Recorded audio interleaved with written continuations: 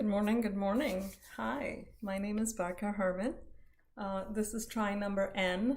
What I'm doing today is I did a video on, I've been writing articles on this a little bit, but I did a video recently on technology for life, technical solutions for life. So I decided to make it a series. I got some decent response from it. So I decided to make it a series. I think this is an amazing concept that has been brewing in my mind for a long, long time, and it is coming to fruition now. So once again, my name is Barka Herman. I have 30 plus years of experience in technology, everything from coding to testing to architecture to DevOps to you name it, right? I've also been involved in training and coaching for about 10 years. That space, a little about 10 years. And then also, I've been mentoring people throughout my career.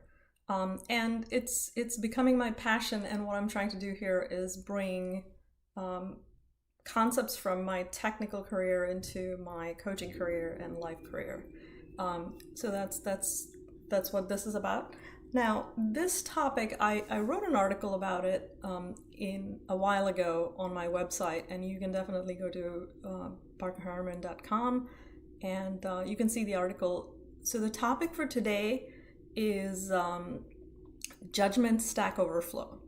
And how this came about was I was having a group coaching session, and we were talking about judgment. So before we go too far into it, I want to clarify a couple things. There's a distinction we make between, so I'm a trainer, and within the trainings we make a distinction between judgment and assessment. And for the purpose of this conversation, I'm going to just say that the difference primarily is that assessment is neutral, judgment is charged. So in other words, assessment doesn't have like energy on it. So in other words, I'm like, oh, look at that person, what are they wearing? That's judgment. And, that person is unusual looking or wearing something completely different. I wonder what's up with them. That's more of an assessment category, right? So that's the difference. Or even, just to say this, judgment can also be positive sometimes. So we judge positively those things that we're familiar with. It's like, oh my God, that person is just so fantastic because look at how they dress. So judgment is a little more, energy charged, okay? Moving on to Stack Overflow. So for the non-technical people on the team, Stack Overflow is a very common error that happens in computing. It usually happens when the stack bounds are not met. So what does that mean, right? So stack is a data structure. It could be a list, or you can think of it as a list. I think that's the easiest way to visualize it. So it's a list. And when you're accessing the stack, so in programming, you go to the stack to do something. And when you're accessing the stack, and I'm not going to go into why a stack exists and how it's different from any ordinary list. That's for another day. That's more computer science. And today we're just talking about this concept of judgment stack overflow. So when you try to access, read or write from the stack, when you try to put something on the stack or remove something from the stack, that you're off, right? You're putting too many things on the stack. You run out of room. That's when a stack overflow happens. So as the name suggests, it's an overflow of the stack, which loosely translated as a list. So when does it happen? Most common cause for stack overflow in computing is recursion. So what is recursion? So if I have a call, if I have a procedure, I call something, right? And it calls itself. So if you think about it, you're calling something and it calls itself. So within its own code, it's going to call itself again and again and again, and it'll go on forever. And sometimes you can have exit conditions in this saying, hey, if you're calling me the third time, then get out or something.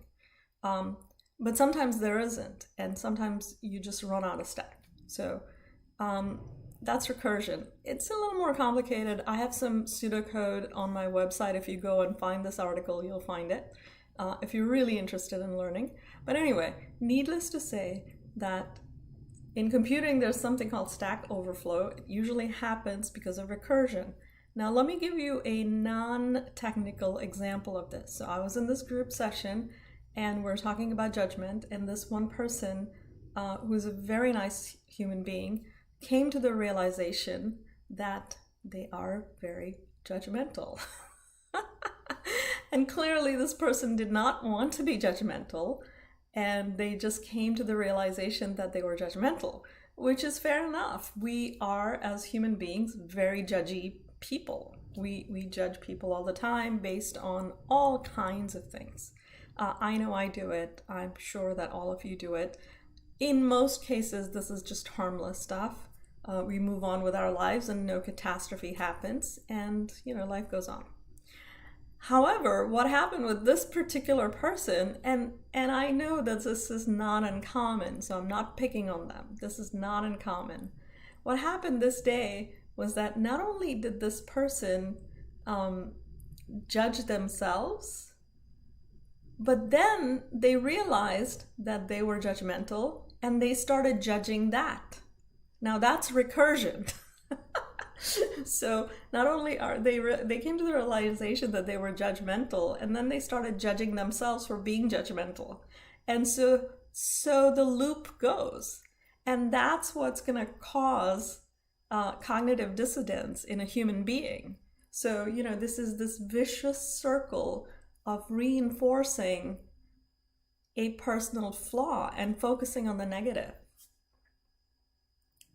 And I know I've been kind of lighthearted and laughing about this, but this happens to us all the time.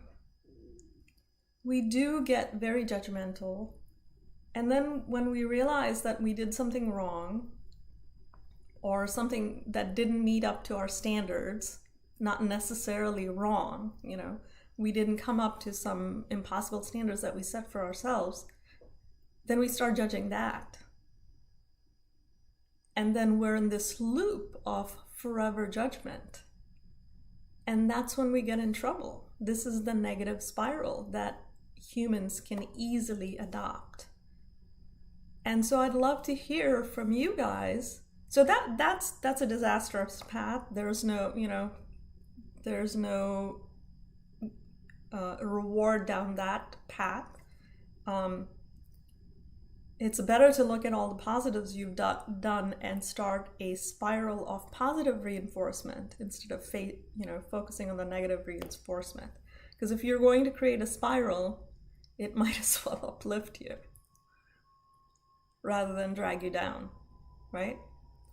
So that's my message for today. I hope you enjoyed yourself, and I want to thank you all.